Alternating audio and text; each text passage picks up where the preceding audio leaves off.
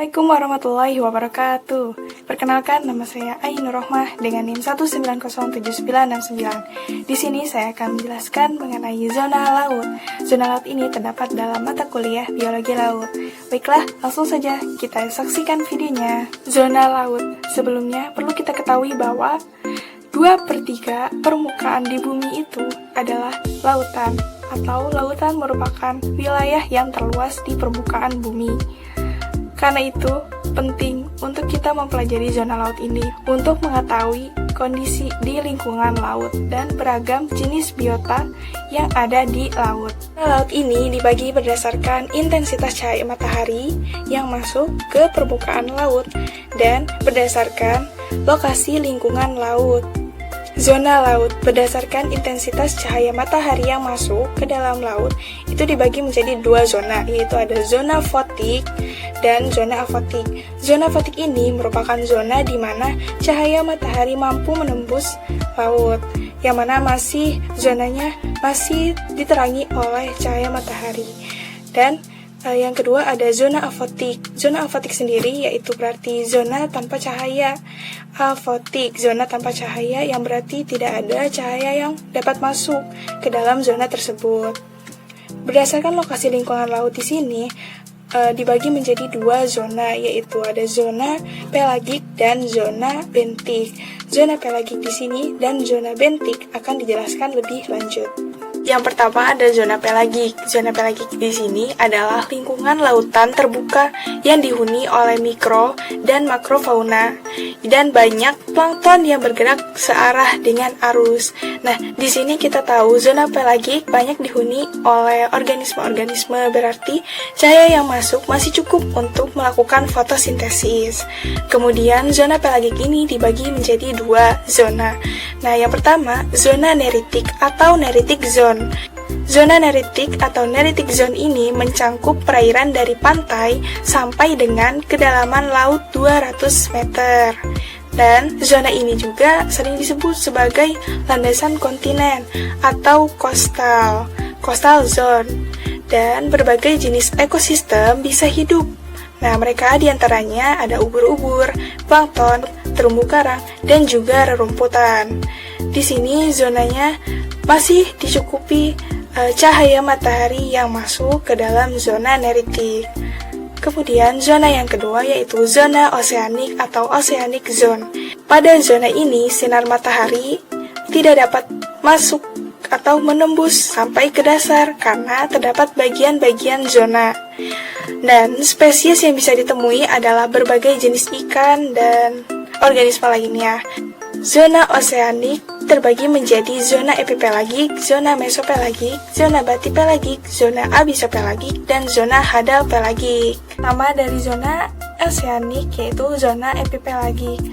Zona epipelagik ini kedalamannya antara 0 sampai 200 meter dari kedalaman laut. Kemudian zona ini dikenal sebagai zona fotik.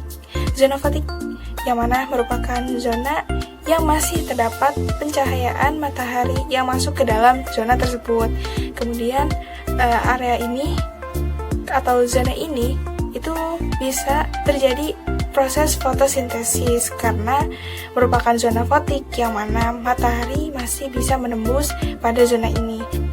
Organisme yang hidup pada zona epipelagik itu ada whale shark, ada ikan haring, ada ikan salmon, ada ikan barakuda, ada lumba-lumba, dan juga ada Orcinus orca atau paus pembunuh.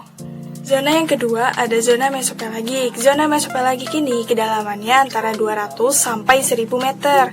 Zona ini disebut juga sebagai zona twilight atau zona senja karena zona mesopelagik ini hanya mendapatkan sejumlah kecil penerangan sinar matahari dan ganggang tidak dapat tumbuh pada zona mesopelagik dikarenakan pencahayaan yang tidak cukup untuk melakukan proses fotosintesis.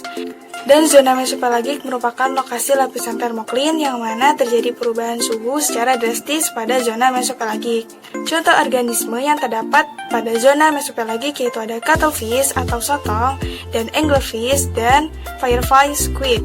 Kemudian zona yang ketiga yaitu zona batipelagik. Zona batipelagik kedalamannya mencapai 1000 sampai 4000 meter dan seringkali disebut sebagai zona tengah malam.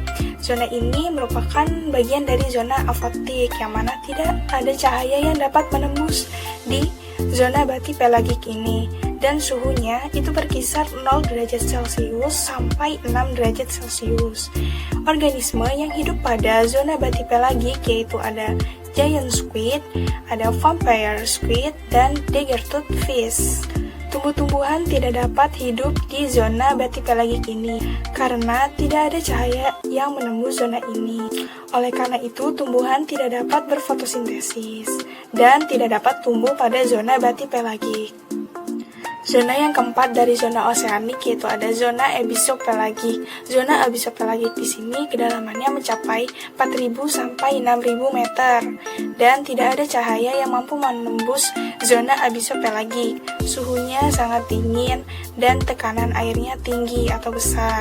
Contoh organisme yang hidup di zona abysopelagik yaitu ada snipe eel dan zorzitfish. Zona yang terakhir atau zona yang paling dalam dari zona oseanik yaitu ada zona hadal pelagik. Zona hadal pelagik ini merupakan zona dengan kedalaman lebih dari 6.000 meter, yang mana merupakan daerah kolom air di dalam suatu palung. Dalam zona hadal pelagik ini sangat gelap karena tidak ada cahaya yang mampu masuk ke dalam zona hadal pelagik.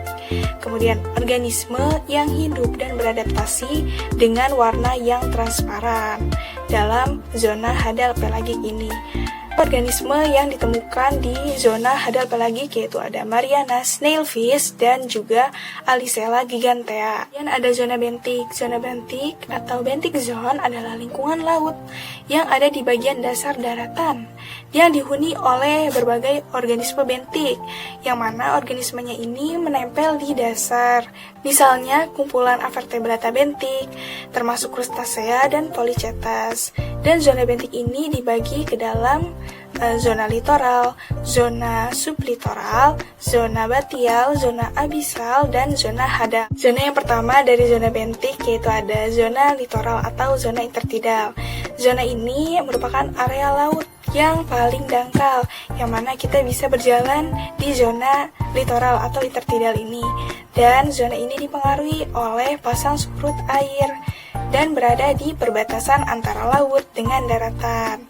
Contoh organisme yang bisa ditemukan pada zona litoral atau intertidal ini yaitu ada bulu babi, bintang laut, kerang, dan masih banyak lagi. Kedua, ada zona sublitoral atau subtidal. Zona ini wilayahnya selalu tenggelam maupun saat pasang atau surut, dan zona ini masih di paparan benua. Beragamnya biota bentik yang bisa ditemukan pada zona sublitoral atau subtidal ini. Contoh biota yang bisa ditemukan pada zona sublitoral ini ada ular laut, lamun, dan juga terumbu karang. Ketiga, ada zona batial. Zona batial ini di mana cahaya yang masuk itu sedikit. Bahkan di kedalaman tertentu tidak ada cahaya matahari yang masuk. Suhunya dingin sekitar 4 derajat Celcius dan tidak banyak ditemukan organisme atau spesies binatang maupun tumbuhan. Contoh organisme yang ditemukan di zona batial yaitu ada teripang dan lili laut. Yang keempat ada zona abisal. Zona abisal ini kedalamannya berkisar antara 4.000 sampai 6.000 meter. Zona ini tidak mendapatkan penyiraman cahaya matahari atau tidak ada cahaya yang masuk sama sekali ke zona abisal. Dan adanya ventilasi hidrotermal dari pegunungan tengah laut yang menyebabkan zona ini suhunya hangat dan tidak ada tumbuh-tumbuhan dan jumlah binatangnya terbatas pada zona abisal ini. Organisme yang bisa ditemukan di zona abisal ini ada toothworm dan Bitogrea crab. Zona yang terakhir yaitu ada zona hadal. Zona hadal ini kedalamannya lebih dari 6.000 meter dan terletak pada palung laut. Di sini bisa ditemui foraminifera. Sekian dari pemaparan saya mengenai zona laut. Kurang lebihnya mohon maaf. Wassalamualaikum warahmatullahi wabarakatuh.